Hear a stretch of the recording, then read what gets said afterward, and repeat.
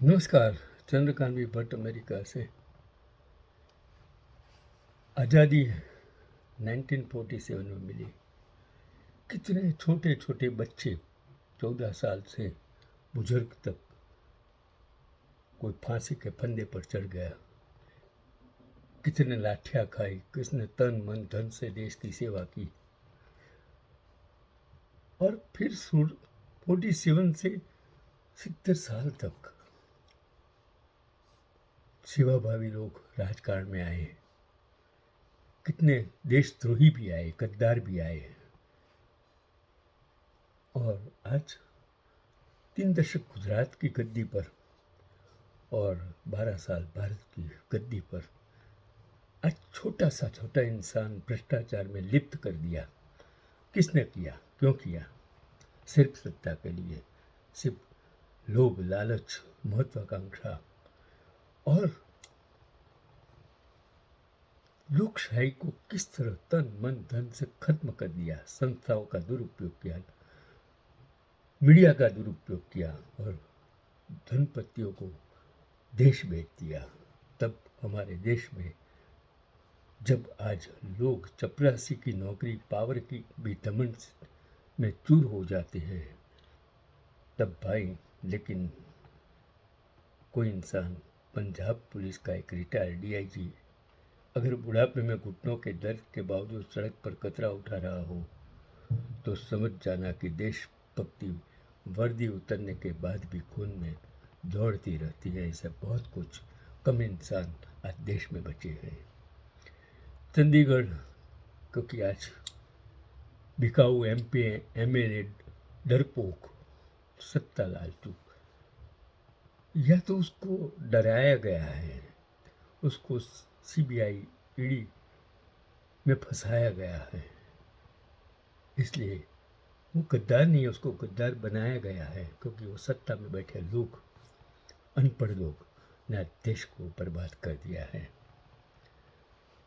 तो चंडीगढ़ के सेक्टर 49 से जो देश के हर एक नागरिक को अपनी प्राथमिकताओं पर सोचने के लिए मजबूर कर देगी।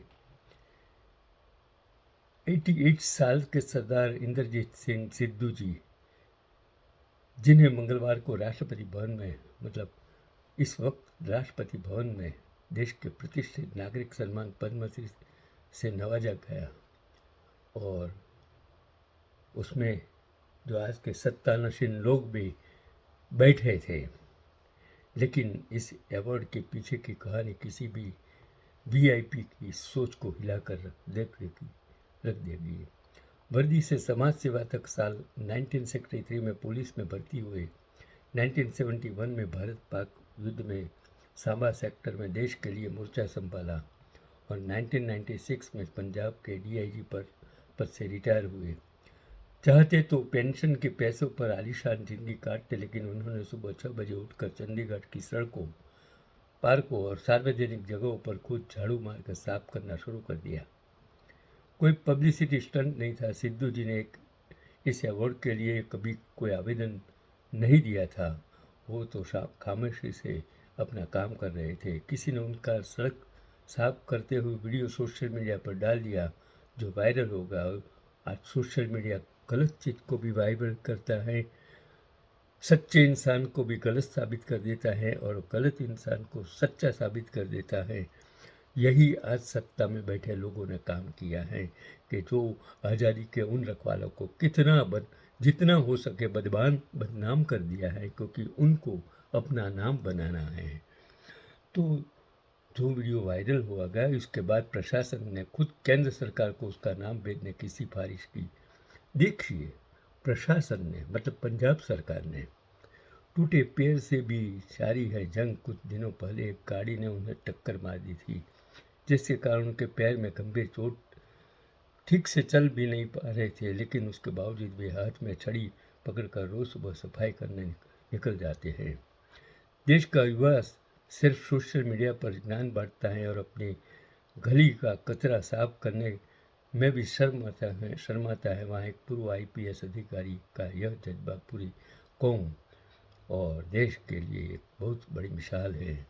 सम्मान किसी सिफारिश का चापलूसी से नहीं, बल्कि ऐसे ही निस्वार्थ कर्मों से कमाया जाता है।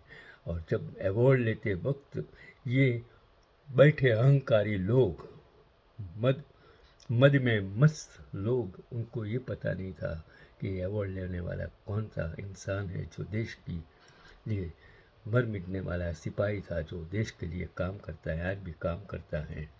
और भारत माता के इस सच्चे सपूत फौलादी रिटायर्ड अफसर और देश के असली झाड़ू युद्ध को मैं झुक झुक कर सलाम करता हूँ। चलो आज ऐसे एक निडर, क्योंकि अब तो जुडिशरी में कोई निडर नहीं हो सकता, संस्थानों में कोई निडर बन सकता नहीं है। ऐसे वक्त में जस्टिस लोया के बाद अगर 12 वर्षों के इतिहास में किसी भी न्यायालय द्वारा दिया गया अकेला न्याय है जिसमें संविधान, देश और आम आदमी के मौलिक अधिकारों की विजय हुई है, यह बॉम्बे हाई कोर्ट के जस्टिस माधव जामदार हैं। इस विद्वान न्यायाधीश ने अपने एक फैसले में जो कहा है वो नजीर है, नजीर रहेगी। और इनका फैसला सत्ता पक्ष और सत्ता में बैठे मुखिया और वो गृह मंत्री, तड़ीपार गृह मंत्री की आंखों में किरचों की तरह चुभेगा। दरअसल socialist democratic party of India (SDPI) के महासचिव सईद अहमद अब्दुल वहीद चौधरी के खिलाफ 1 साल के लिए जिला बदर आदेश पारित कर दिया था। सहित केंद्र सरकार के विभिन्न फैसलों जैसे नागरिकता संशोधन कानून, CAA और ज्ञान की मस्जिद विभाग के खिलाफ मोर्चे और धरने आयोजित कर रहे थे। और जस्टिस जामदार इस आदेश पर आग बबूला हो गया। उन्होंने कहा, यह क्या है? सभी नागरिकों को भारतीय सरकार का गुलाम बनाया जा रहा है।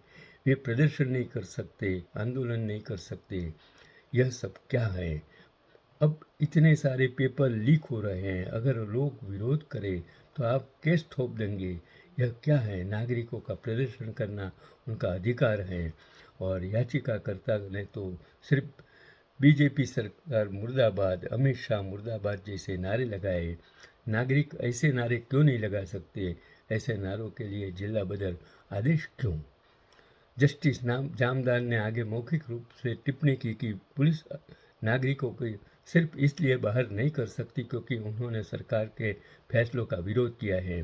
पुलिस मुख्यमंत्री या प्रधानमंत्री की सेवक नहीं है, वे जन सेवक हैं। मैं आपके अधिकारियों पर भारी जुर्माना लगाऊंगा। और जस्टिस जामदार ने महाराष्ट्र की राजनीति में चल रही हॉर्स ट्रेडिंग पर भी टिप्पणी की। उन्होंने कहा, कल परसों एक 10 साल के बच्चे की दुर्घटना में मौत हो गई और राज्य विधानसभा में क्या चर्चा हो रही थी कि प्रेसिडिंग ऑफिसर कैसे चुना जाए और वह एक पार्टी से दूसरी पार्टी में कैसे शिफ्ट हो गया। यह क्या है? वैसे भी पूरे महाराष्ट्र में हॉर्स ट्रेडिंग चल रही है और आपके पास कुछ FIRs हैं। केस बदलने पर विचार करें। वॉशिंग मशीन है। और सईद अहमद का जिला बदर रद्द कर दिया गया।